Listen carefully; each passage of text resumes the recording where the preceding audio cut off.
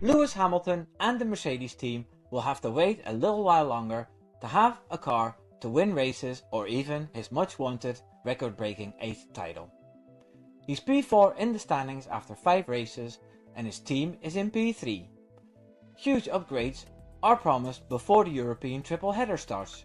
Will this give him the tool to hammer down on the competition again?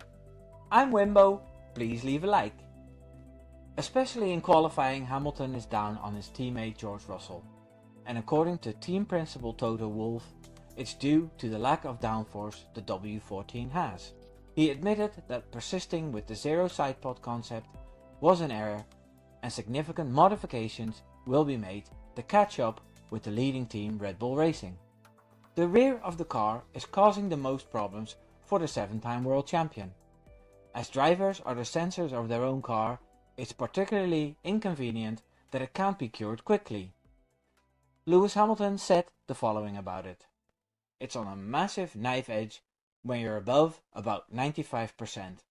But when you're in a race stint, it's much more controllable and predictable. I still don't have the confidence in the race, but I'm doing the best I can. George Russell is currently sitting P6 in the standings and compared the W14 to a lame horse. It's the team's job to make it fast and tame. Now Russell did have the bad luck to have a normally very reliable Mercedes engine blow out on him. Something that has happened with several Mercedes engines in other teams this season. And the reason to why this happened is still pretty much unclear. The cockpit being too close to the wheels is something that Russell hasn't complained about. But it is something that bothers his teammate a lot. George Russell also said on several occasions that Red Bull is sandbagging and they're actually not showing their real speed at times. Christian Horner said that he and his team know all about this, as it is something that Mercedes used to do a lot the first seasons of the hybrid era. This is something Ross Brawn has admitted a while ago.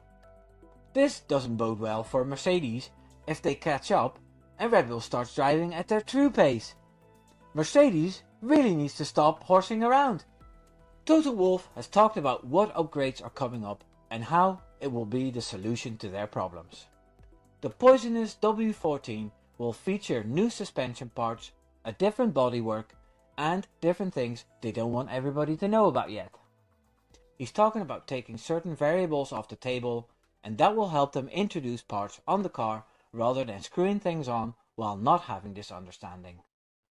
I am hoping we can go more to a stable platform, and then we should see where the baseline is and what we can do from there.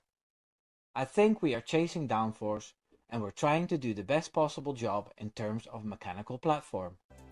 So Mercedes is setting in a direction in understanding why the car is so poisonous to drive.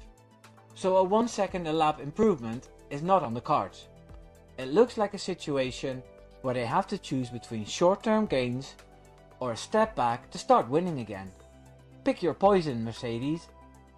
I honestly hand to heart hope that Mercedes and Ferrari come knocking on Red Bull's door again.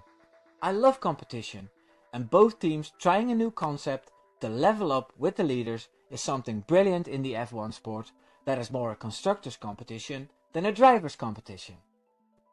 I hate the politics of F1, but I also love the politics of F1, if you know what I mean.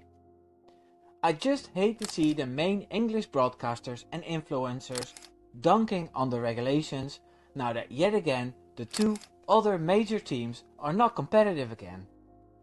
I could totally get behind other drivers winning races and Red Bull having to be tactical geniuses again to beat the competition. So let's hope and pray that the updates work and we can enjoy the battle again. Subscribe. Take care now. Doei doei.